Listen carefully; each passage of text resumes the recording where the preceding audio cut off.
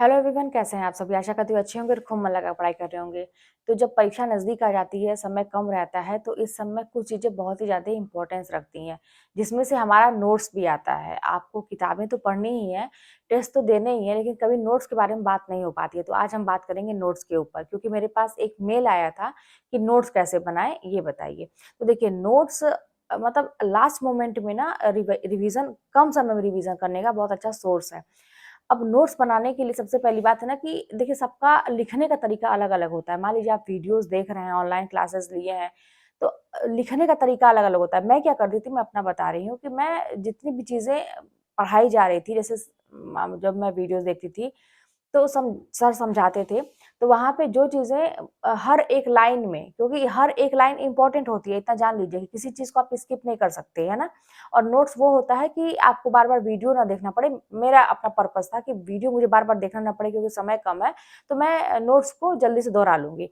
तो जितनी भी लाइन वो बोलते थे, उसको अपनी भाषा में शॉर्ट में करके लिखना, ताकि आप देखिए वीडियो देख रहे हैं, क्योंकि वो आप सुनते भी हैं, देखते भी हैं, तो वो जल्दी हमारे दिमाग में बैठता है, पहली बात। अब जब नोट्स आता है ना, जब इसको बार-बार आप रिवीज़न करते हैं, तो जैसे ही आप नोट्स में वो लाइन पढ़ते हैं ना, तो आपको वीडियो का मतलब वो वीडियो याद आएगा कि हाँ, वीडियो में इस तरह से पढ़ाया जा रहा था। तो इसी तरह से मतलब लिखिए वो चीज़ जो आपको पढ़ाई जा रही है, लेकिन उसको अपनी भाषा में हर एक लाइन को शॉर्ट में करके अपनी भाषा में करके लिखना। बीच में कुछ अगर एक्स्ट्रा चीज़ें बताई जा रही हैं, तो एक लाइन साइड में मैं खींच के रखती थी। वहाँ पे अतिरिक्त चीज़ों को भी मैं नोट कर दी थी कि ये एक्स्ट्रा चीज़ें हैं। अच्छा, ये मान लीजिए आपने नोट्स टॉपिक वाइज़ बनाए, किसके अकॉर्डिंग? अपने कोचिंग के अकॉर्डिंग। उसके बाद क्या होता था ना कि मुझे कहीं अलग से भी, जैसे होता है कि कोई आपने यूट्यूब पे कोई वीडियो सर्च की, है ना? ऐसा भी है कि ज़रूरी नहीं है कि आप कोचिंग खरीदे हैं तो उसी के भरोसे बैठे। जैसे कोई टॉपिक आपको नहीं समझ में आ रहा है, तो किताबें तो हैं ही, साथ में आप यूट्यूब पे या गूगल पे या कहीं भी आप उस टॉपिक को सर्च करेंगे, तो उसकी जानकारी आपको मिल जाएगी। तो वहाँ से अगर मुझे कुछ एक्स्ट्रा मिलता था, तो मैं उस टॉपिक के साइड में जो मैं जगह छोड़ी रहती थी, वहाँ पे मैं उसको नोट कर लेती थी कि ये एक्स्ट्रा चीज़ें हैं, है ना? तो इस तरह से मैं अपना नोट्स बनाती थी।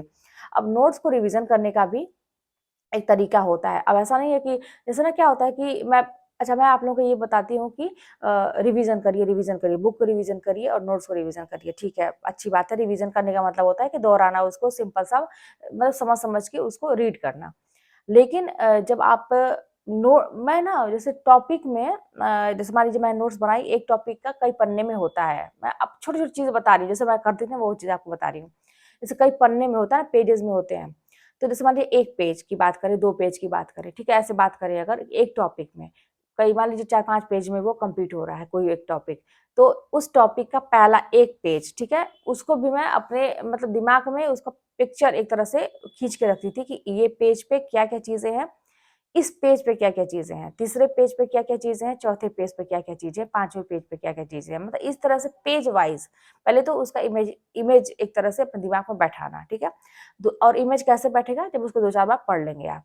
उसके बाद अब उसको पढ़ने के बाद आप जो है ना कि कुछ मेन चीज़ों को, जैसे मान लीजिए कि तुलसीदास का ही आप पढ़ रहे हैं।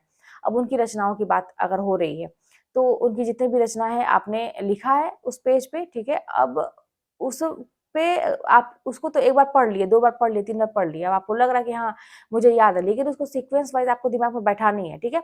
अब उसमें आपको ये भी पता होगा कि उसमें अवधी भाषा में कौन-कौन सी है, ठीक है? ब्रज भाषा में कौन-कौन सी रचनाएँ हैं। मतलब बहुत सारी चीज़ें, मतलब उसमें भी बहुत कैटेगरी है उनकी, अगर आप पढ़ेंगे उनकी चीज़ों को तो। अब उसको कैटेगरी वाइज़ दिमाग में बैठाना और एक चीज़ को पढ़ना। पहले मान लीजिए मेन जो रचनाएँ हैं उसको पढ़ना और फिर उसको ढक के आँख बंद करके रिवीज़न करना, ठीक है? कि हाँ, ये चीज़ें हैं। ऐसा करना बहुत ही ज़रूरी है। ऐसा नहीं कि आप बार-बार जब रिवीज़न कर रहे हैं तो उसको बस देख के पढ़ते जाइए, ठीक है?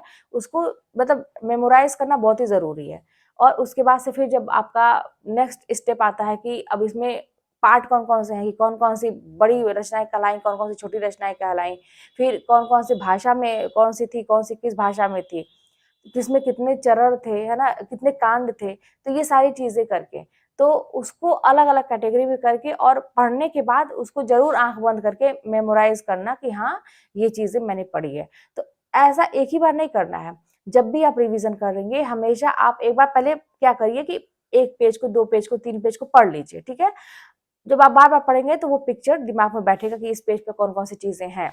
ये जल्दी याद होता है और अब देखिए पॉइंट बनाना, हाइलाइटर रखिए या कोई स्केच रखिए, जैसे मान लीजिए एक लाइन में क्या चीज़ है तो उसको मतलब ऐसा कुछ जो आँख में आपको चुभे, ऐसे रंग से उसको एक पॉइंट बना लीजिए कि ये रचना है, दूसरे नंबर पे ये है, तीसरे नंबर पे ये है, इस तरह से करके आपने किया और उसके बाद उसको हाथ से ढक के एक बार मतलब पढ़ने के बाद सोचा कि हाँ ये चीज़ें मैंने पढ़ी है। तो ऐसा आप करेंगे तो वो दिमाग में चीज़ें बैठती हैं।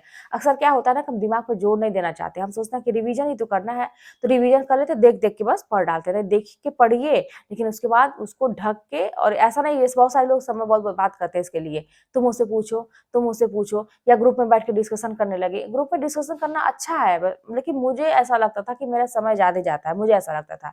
तो मैं अपने खुद से कम समय में मैं उसको अपने खुद ढक लेती थी और उसको आँख बंद करके सोचती थी कि अच्छा इस पेज पे अभी मैंने ये चीज़ पढ़ा है। तो ऐसा करने से समझिए कि 10 गुना 20 गुना मतलब बहुत ज़्यादा इफ़ेक्टिव होता है ये चीज़ आपको याद करने के लिए। पढ़ाई करते समय पहली बात तो अब क्या होगा ना कि आपके दिमाग में लास्ट मोमेंट में जब किसी चीज़ को छोड़ने की बात आती है, जैसे मैं हमेशा बोलती हूँ कि आप लोग छोड़ दीजिए। जब तक आप त्याग नहीं करेंगे तब तक आपको सफलता नहीं मिलेगी। तो जहाँ त्याग करने की बात आती है, तहाँ पे ये हो जाता है ना कि अरे यार! अब मेरी ये चीज़ छूट जाएगी। मैं ये नहीं कर पाऊँगा, मैं वो नहीं कर पाऊँगा। मतलब दिमाग में पहले जो नहीं कर पाऊँगा ना, जिस चीज़ को मैं छोड़ूँगा, जो चीज़ अब मेरी लाइफ़ में ऐसा लगता है कि अब कभी होगा ही नहीं, ऐसा लगता है। तो अब उसका बड़ा कष्ट होता है। ये नहीं हम अच्छा उसकी खुशी नहीं मनाते हैं कि हमें क्या-क्या मिलने वाला है।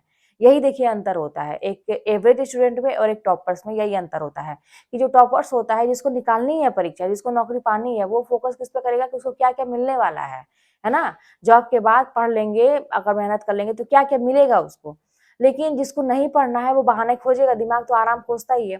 तो वो ये सोचेगा कि यार यार मुझे ये भी छोड़ना पड़ेगा, ये भी छोड़ना पड़ेगा, लाइफ में इतना बदलाव हो जाएगा तो फिर कैसे काम करेंगे? मतलब बहुत सारी चीज़ें वो क्या-क्या नहीं कर पाएँगे, नहीं पे उसका ज़्यादा फ़ोकस रहेगा, क्या कर पाएँगे इस पे फ़ोकस नहीं रहता। तो ये अंतर बहुत बड़ा है, तो आप समझिएगा। तो आप लोग अगर अपने आप को सेल्फ मोटिवेट रखना चाहते हैं, है ना? कि आपको ऐसा ना हो कि किसी मेरी जैसे मेरी वीडियो को आप देखें तब मोटिवेट हों। वो तो अलग बात है कि हेल्पफुल होती है मेरी वीडियो या किसी की भी वीडियो हेल्पफुल होती हैं, लेकिन आप अंदर से अगर मोटिवेट नहीं रहेंगे तो वो कुछ क्षणिक होंगी, कुछ देर के लिए होंगी, फिर आप वही आ जाएँगे, पहले वाले रूप में आ जाएँगे। तो इसलिए अंदर से मोटिवेट होना बहुत ही ज़रूरी है। तो आप जो है ना, ये ज़रूर सोचिए क्या-क्या पाएँगे, क्या-क्या नहीं पाएँगे, क्या-क्या छोड़ना पड़ेगा, इस पे फ़ोकस थोड़ा कम ही करिए। प्रॉब्लम पे सब फ़ोकस कम करिए कि अभी घर में क्या प्रॉब्लम चल रही है, मेरे साथ क्या दिक्कत है, मेरे हेल्थ इश्यू है, मेरा ये है, मेरा वो है। इस पे फ़ोकस ना करके कि आपको आगे क्या करना है, आपने आज कितना किया, कितना समय बचा है, अरे अब तो रणनीति और बदलनी पड़ेगी, स्पीड और बढ़ानी पड़ेगी। अगले का तो इतना तैयार हो गया, अगले तो बहुत अच्छा-अच्छा करके बैठे होंगे, मैं नहीं कुछ कर पाया। मतलब इन पे फ़ोकस करिए कि आप अभी तक किए क्या और क्या कर रहे हैं, कितना प्रोग्रेस है, ना कि अपनी प्रॉब्लम पे। तो ये बहुत ही ज़रूरी है इस चीज़ को बाँट के चलना। यही एक स्टूडेंट क्यों परेशान रहता है, बस यही अंतर होता है कि वो फ़ोकस कहाँ कर रहा है, अपने दिमाग को कहाँ लगा रहा है। फ़ोकस आपको एक ही जगह करना है, या तो आप नेगेटिव चीज़ों पे करिए या तो पॉज़िटिव चीज़ों पे करिए।